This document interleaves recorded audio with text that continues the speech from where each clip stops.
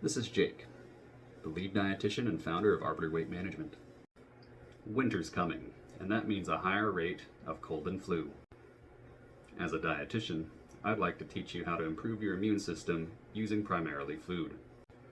Before we get into that, let's talk about why we get sick during the winter months. Aside from spending more time indoors around other people who may be sick, cold weather affects our immune system directly because it constricts the vessels in your nose. And what that means is that white blood cells will have a harder time circulating. And without getting into too many details about how white blood cells affect our immune system, they have a lot to do with the immune system. Let's jump right into what kind of nutrients and foods can help to boost your immunity and help to prevent you from getting sick. In this video, I'd like to talk a little bit about foods to consume while you're on a weight loss diet versus foods to consume when you're not on a weight loss diet. That way there's a little something for everybody. First, we'll start with some vitamins, minerals, and compounds that can help to build and bolster your immune system, and then we're going to start, as far as the food's concerned, with the things to consume while you're on a weight loss diet. In no particular order of importance, we're going to begin with the fat-soluble vitamins, which are A, D, E, and K. Fat-soluble simply means that they require fat in your diet to be absorbed within the body. Vitamin A is not only essential for healthy skin, but a healthy, functioning mucous membrane. Mucous membranes act as a barrier against infection. Vitamin E is essential for immune cell function. That means that with more vitamin E, your immune cells can function better. Vitamin D helps to regulate the cell's response to inflammation, and vitamin K and vitamin D can both help to regulate inflammation on multiple levels. Other key players that we'll talk about include water-soluble vitamins, minerals, antioxidants, and probiotics. So jumping into the food, let's start with the proteins. Fatty fish, such as salmon, mackerel, and sardines, are full of vitamin D and omega-3 fatty acids. Again, these help to regulate your immune response and reduce inflammation. Yogurt, nuts, and seeds in moderation can be an excellent source of these vitamins and minerals as well. Yogurt and other fermented foods are going to be packed with probiotics, and that means a healthy gut. And a healthy gut means a better immune response. Some of my favorite fermented foods, whether you're on a diet or not, include plain yogurt, Greek yogurt preferably, from brands such as Fage or Chobani. Siggi's is another good one that I really enjoy, and again, go for the whole milk or the full fat versions of these to get the best fatty acids.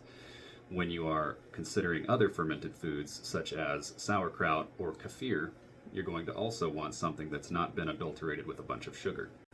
Again, these probiotics come from the hub of immune response, which is your gut. In regards to nuts and seeds, things such as almonds, pumpkin seeds, and sunflower seeds are packed with vitamin E and zinc, which are both great for immune cell function. Now, I'm not huge on a ton of green vegetables, but if you were to consume them, there are some benefits that can help to bolster your immune system, such as broccoli, kale, spinach, having vitamins A and C and K, as well as folate, and each of these will have a various impact on your immune system, as well as antioxidants that will help to strengthen your defenses and fight inflammation throughout the cold season.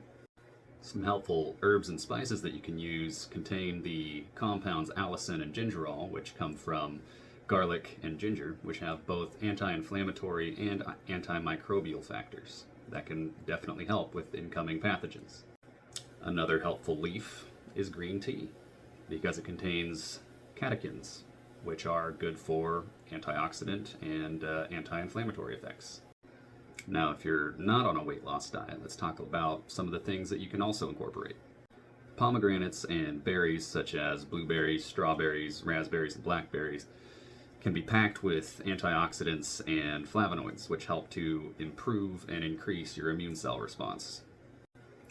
And now, as many of you may be aware, vitamin C.